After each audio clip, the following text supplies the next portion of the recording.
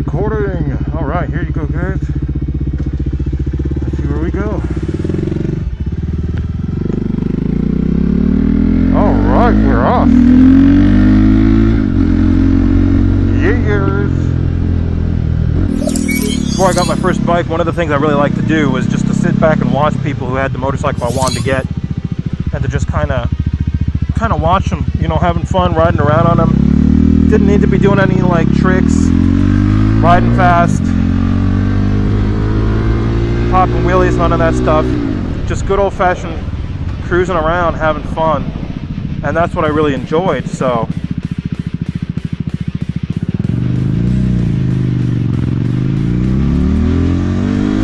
that's kind of what I wanted to do for you guys as well, just to give you an idea how the bike looks.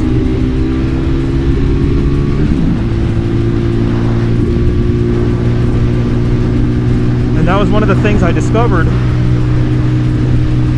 when I was looking up really good action camera settings and stuff like that.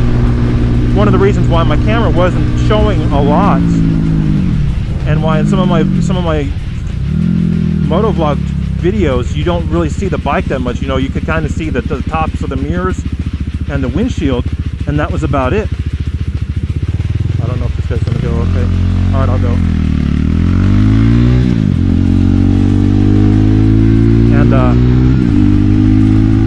the reason why is because the image stabilization software in the action cameras, it actually it crops the image down, or it reduces the overall size of it by like 10% in some cases, and that really like limits the wide view of the lens that you want in an action camera. And so that's why in a lot of my old videos I couldn't understand why I had a 170-degree wide angle lens action camera and I wasn't really able to see the bike at all.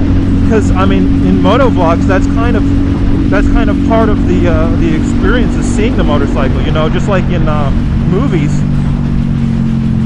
You know, movies with cars, you know, there's the cars are heroes too, in a way. You know, you've got the cars that you know belong to certain characters.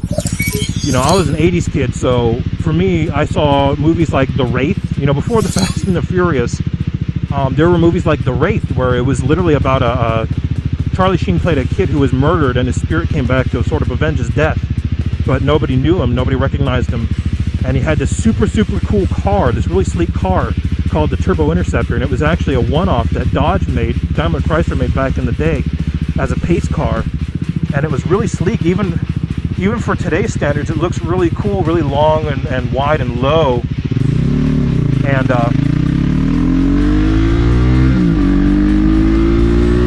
that's one of the more memorable things about the movie, is the car, right? Look at Back to the Future. Everybody knows about DeLorean because of Back to the Future. Dr. Brown, Emmett Brown, made a time machine out of a DeLorean, and so everybody here, at least here in the United States, we sort of have this soft spot in our hearts for those ugly, not safe, not fast cars. Also, did I say unreliable? But you know, it was part of the movie. But for whatever reason, the DeLorean became this really cool, iconic car, because when we thought of it, we thought of, you know, the sounds and the cool things it did and all that stuff in the movie. And so, relating that back to what I was talking about, MotoVlogs, the motorcycles are part of the MotoVlog. They're part of the hero. You know, you associate the rider and the bike.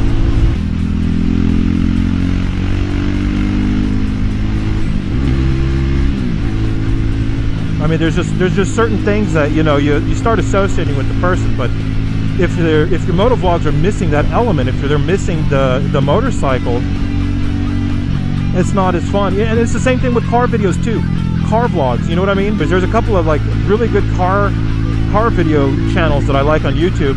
Aside from Jay Leno's Garage, which is an obvious, you got Doug DeMuro.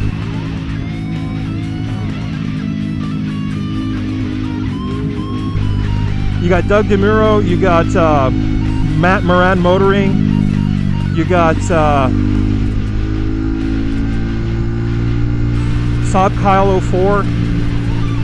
Getting back to Matt Moran Motoring, he actually used to be a Subaru WRX fan. And he finally, I guess, once he wanted to seem more professional, he changed it to Matt Moran Motoring. But yeah, I mean, these are guys that have absolute passion and enthusiasm for you know, motor vehicles. And see, oh, all right, we're good.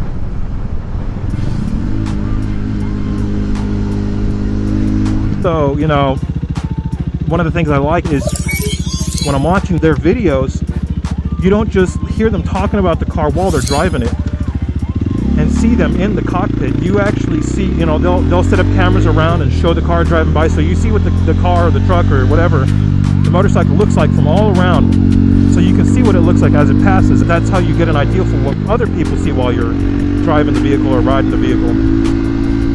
And they'll also show you a grand tour of the inside, so you can see what the interior looks like, get an idea for, you know, the cockpit.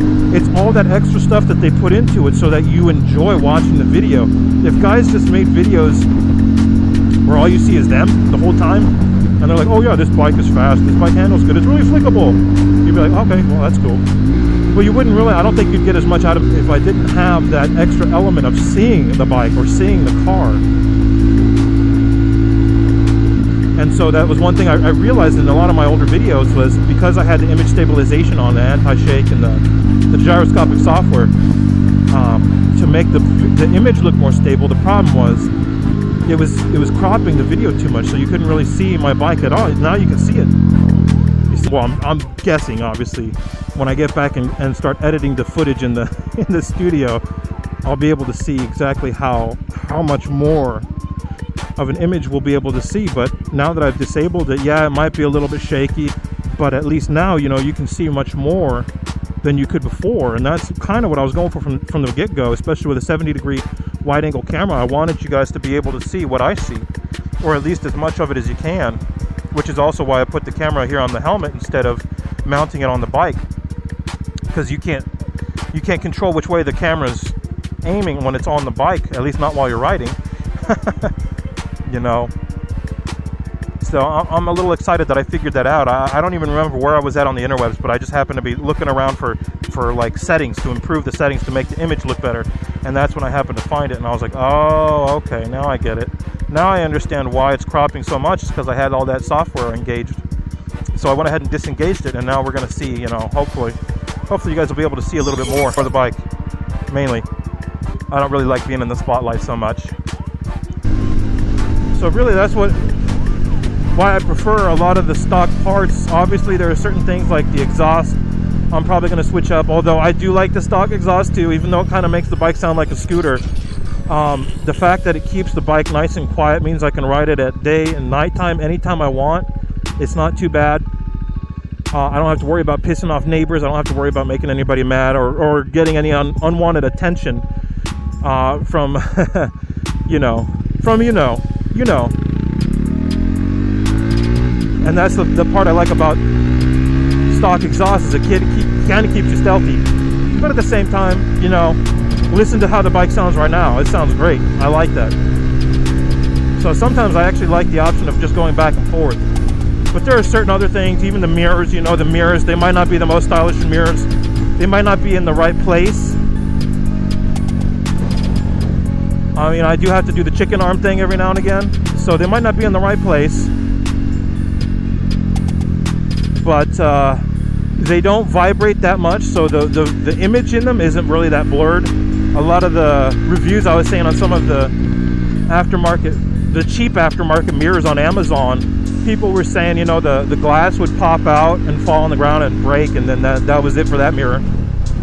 You know, because the reflective material is actually on the glass. Or because they weren't really tight, they weren't really good quality, they were loose. So what would happen is the mirror would vibrate so much during normal riding that you couldn't really see anything. You couldn't really make out what was behind you, and that's extremely dangerous.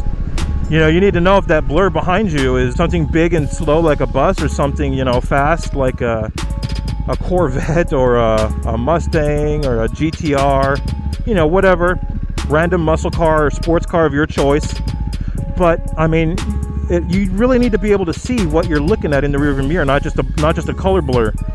And so that's why I don't really want to swap out those stock mirrors. They work great. To find another mirror of that same quality that looks cool, it's going to cost over $100 per mirror. So when I find a good set of budget bar ends that are actually decent quality, I'll probably go with those.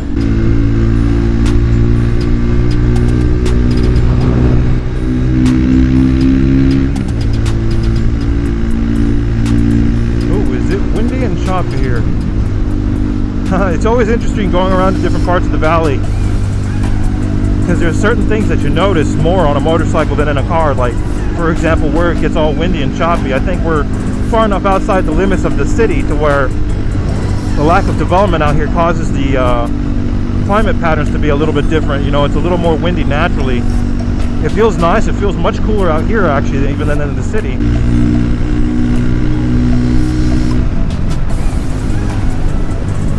Welcome to Peoria. Almost told me, guys.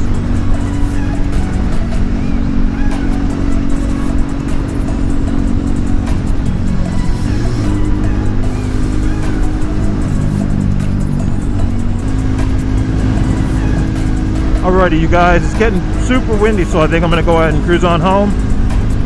Thank you so much for tuning into the channel and checking out this video. Like I said before, I'm going to have some more coming.